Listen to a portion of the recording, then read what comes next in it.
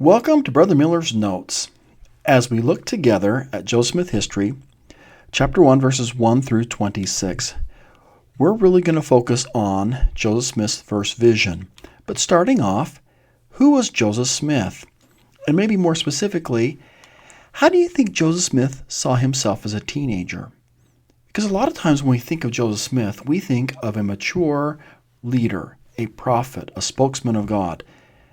It is very interesting to see the words that Joseph uses as he describes himself as a teenager. As a teenager, he talks about having all my anxieties. And that's something that a lot of teenagers can relate to. Maybe being a little anxious. They have anxieties. He describes himself as an obscure boy, a boy of no consequence in the world. He sees himself maybe as a wallflower. Someone who, when other people look at him, they're saying, he doesn't have the pedigree, he doesn't have the name, he doesn't have the reputation, he's not popular, he's just there. But he also adds that he had a native, cheery temperament about himself. I think that's just wonderful to relate because this, the way Joseph Smith tells it, just relates to teenagers. They see themselves as being anxious and maybe not the most popular person. And there's some in every school who are the popular people. But they also see themselves as having happiness, that there's some places where they feel good. What I learned, that if you're a teenager or maybe a few years older, if you're feeling anxious or maybe you're not feeling like you're worth a lot, you need to know that God hears and answers every prayer. Where was Joseph Smith born? He was born December 23rd, 1805 in Sharon, Vermont. And that's a picture of Sharon, Vermont, the birthplace of Joseph Smith. There is a little stone where the original cabin once stood. It's no longer there. But it's a threshold marker, a threshold where you go into the old cabin is there at the site. You think about Joseph Smith's parents. Joseph Smith Sr., dad, was born 12th of July, 1771. Mom, who was an incredible woman, born 8th of July, 1775. And if you want a good book to read, I highly recommend her book that she wrote about Joseph, History of Joseph Smith by his mother, Lucy Mack Smith. It is one of those timeless books that will never go out of style because she sees Joseph through a mother's eye and gives insights to Joseph that we don't have anywhere else. Think about who his siblings were.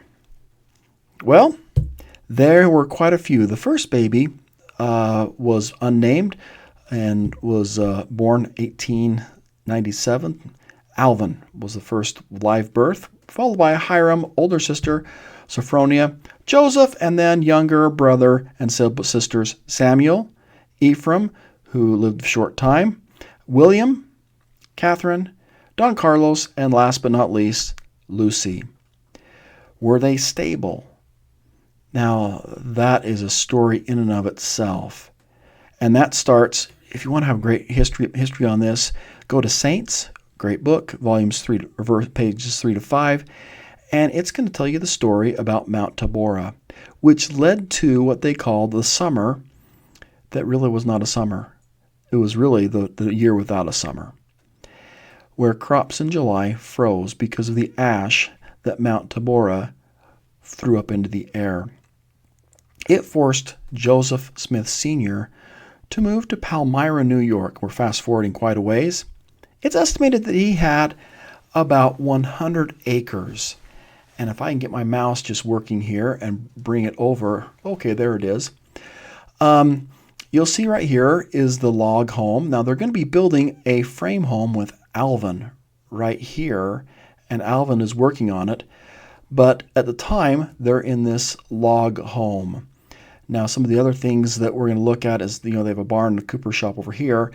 And as you're going, now this way's north, but as you go across the bridge, this area right here is a sacred grove area. An aerial view would be here. You'd have the family farm right here. Okay, so this would be the frame house. And here's the path that we were looking at. And this would be the sacred grove area. And as a side note, This, you can see it because I got this from Google Maps, is a Palmyra, New York temple. And one of the wonderful things about this temple is it is the only temple that has clear glass window that looks out of the temple. Because most temples you go into, and it's this beautiful stained glass. But there, it has a clear window, so the temple right here can look out really from a celestial view here to a hallowed place here. You can see out that window the sacred grove. Just kind of a cool random fact. So you go to what we call the restoration cabin. It looks a lot like the cabin that they have. It's not big. And if you've ever gone there, it's just really kind of fun to see. And the kids would sleep upstairs. There's a nice loft, and we'll get into that probably with the next week's video. And here's a kind of reconstruction. You have the log home right in behind, and you have the cooper shop and the barn. When Joseph Smith is growing up at about age 12, he starts to really wondering about religion, about his state with God, about his anxiety for his sins. Dr. Milton Bachman said, "The great apex of religious fervor occurred between 1816 and 1821, when revivals were reported in more towns and a greater number of settlers joined churches than any other previous period in New York history. Camp meetings were usually held on the edge of a small grove of trees, or in a small clearing in the midst of a forest. After traveling many miles, the settlers would locate their wagons and pitch their tents on the outskirts of the encampment. Farmers' markets and grog or liquor shops often sprung up near the campgrounds, thereby providing some farmers with unusual economic opportunities. The meetings continued for several days. Minister would rotate preaching assignments so that one minister would immediately follow another, and at times 2 or 3 ministers would preach simultaneously in different parts of the camp. Ministers not only preached lengthy sermons, but devoted much of their time in counseling and directing prayer circles and group singing." So in 1820, you have only about 7% of the population in the church on a given Sunday. One of the reasons why is there's been a mass migration. And at this time, you really have a lot of these people who are going out trying to find out where their people have gone and trying to get them into their congregations, trying to get the converts as well.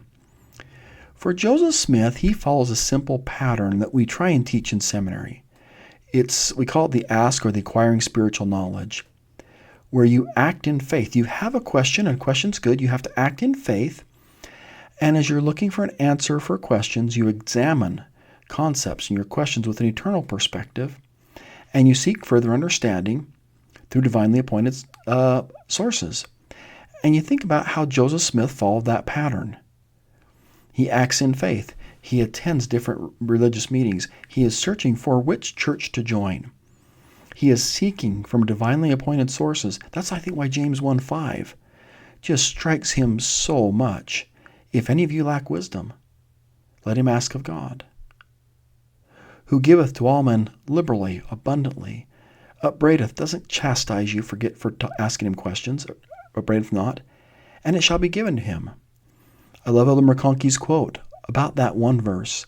This single verse of Scripture has had a greater impact and a more far-reaching effect upon mankind than any other single sentence ever recorded by any prophet in any age. James 1:5 may have been given to him by a preacher, a Methodist preacher, and he does take it to heart, but he's reflecting on it time and time again as he goes into the woods. He has that pattern and follows it and just says, I have learned for myself. And I would encourage you, and I'm just pausing right here, the church has produced a wonderful video. I would highly recommend that you show it in your home. If you're in a classroom, this is one of those videos that's kind of one of those must-see. And, you can see it there. I'll have it in my notes. Or you can just go to the church's website. It's called Ask of God, Joseph Smith's First Vision. What this does is it takes facts that we learn from different accounts that Joseph Smith gave during his lifetime. It is wonderful that we have different accounts from Joseph Smith. Now, there's quite a few. There's an 1832, 35, and 39, all of which Joseph, the first one, he in part wrote, written by Joseph, and he had a scribe, Frederick Williams. The 1835 and 39 were written by different people, but he was there. One of them was given to Joshua, the traveling minister. The 1839 is the official account, the one that we have in the Pearl of Great Price. The other ones, the 40, 42, 43, 44, and 50, are published or written by other people from their recollection of what Joseph wrote. The 42 account was written to a newspaper editor, Mr. Wentworth. And each of these different accounts are in some ways a little bit like Matthew, Mark, Luke, and John. They give a storyline that's very, very similar. Each of them adds a few details. Sometimes there's things that don't seem quite right. And some critics of the church, or critics of Joseph Smith, point out that he's not always consistent with the way he says things as proof that, say, maybe he's not telling the truth. But the better historians, or I think maybe just let Stephen Prothero, he is a historian professional, and he says it this way: critics of Mormonism have delighted in the discrepancies between this canonical account and earlier renditions, especially one written in Joseph Smith's own hand in 1832. Such complaints, however, are much ado about relatively nothing. Any good lawyer or historian would expect to find contradictions or competing narratives written down years apart and decades after the event. And despite the contradictions, key elements abide. So I'm going to come and point out some of the details in these four key renders that Joseph Smith authored himself, different accounts, and just kind of tell you some of the details that are added. Now, the 1832 account was in part written by Joseph Smith. There are some editions that are not. Let me tell you, this is Joseph Smith's. If you can see my cursor, that is his handwriting right there. And right above here, that's put in the 16th year of my age, that is not. That's his scribe. Different handwriting there. So, I don't know, a half-ish is written by Joseph, half not. His handwriting, in the 1832 account, he's struggling to find, I think, his way to describe things. Let me give you an example. When he tries to describe God appearing, he says it's a pillar of fire, and I circled it because he scratches it out, and right next to it he scratches light. In all these accounts, some of them are fire and some of these are light. He struggles to describe how to describe God when he comes down and visits him. In that same year, 1832, he wrote a friend that he felt imprisoned, quote, by paper, pen, and ink, and a crooked, broken, scattered, and imperfect language. He called the written word a narrow little prison. So in that I'm going to go back a slide, 1832 account, he does have where he describes God coming down. And as he does that, he's describing, he says the Spirit was over him, the Lord parted the heavens, and the Lord appeared. He uses sometimes similar words, and it can be interpreted as God the Father and the Son, or some people have said, interpreted it's the same person. Doesn't quite make all the way the same sense if it's one person, but he's not consistent with the way he uses it, and sometimes critics don't like that. But the 1835 account is from his journal, and he's giving it to Robert Matthias. He's introduced as Joshua, the Jewish minister, but his name was Robert Matthias, and he gives an account of his first vision to him. And in it, it's a little bit more personal. It's kind of off it's contemporary. I don't know the words, and I've got this all on film. Spur of the moment. And he's just telling him a little bit more emphasis on that this is the account where he mentions that he was filled with the Spirit, and he saw angels there, angels in the grove. He also describes how he just felt like, and he did this in other versions as well, that because the brightness, the intensity of the light surrounding God the Father and Jesus Christ, he felt like the entire forest would be consumed. And he's a little bit surprised that it wasn't. So the 1835, I'm just going to read you a little bit of a sentence here, a pillar of fire down to here. It says, here's what he wrote: a pillar of fire appeared above my head. It presently rested down upon me, or my head, because he has some things scratched out there, and filled me with joy unspeakable. A personage appeared in the midst of this pillar of flame, which was spread all around, and yet nothing consumed. Another personage soon appeared like unto the first, and he said unto me, Thy sins are forgiven thee. He testified to me that Jesus Christ is the Son of God, and I saw many angels in this vision. It's a great vision to be able to read, to see those little extra details that he shares with our Jewish minister Joshua, or Robert Matthias. 1839, 38, 39 account. I don't know which way you want to put it. I'm going to put it 39. He starts it in 38. He begins dictating this to George Robinson, April 17th, 38. But then shortly after that, he is taken to Liberty Jail. And after he comes back from Liberty Jail, he dictates this, he resumes it, to James Mulholland on the 11th of June. So we're now over a year later. And this is what's included in the Pearl of Great Price. The 1842 account is a letter to Mr. John Wentworth, editor of the Chicago Democrat.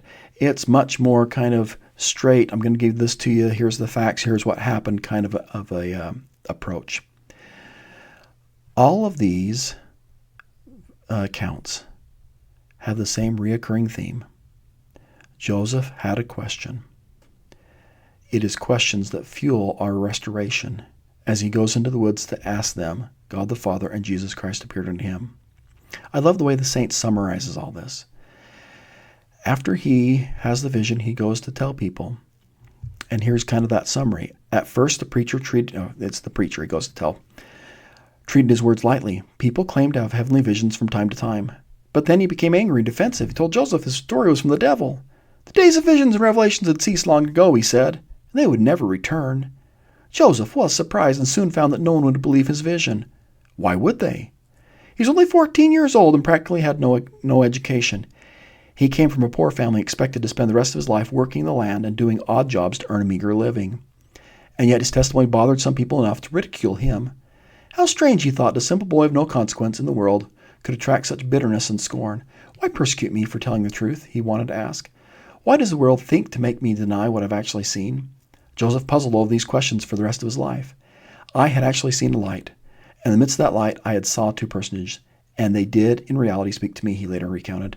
And though I was hated and persecuted for saying that I'd seen a vision, yet it was true. I knew it, and that I knew that God knew it, he testified, and I could not deny it. You know what? And I know that too.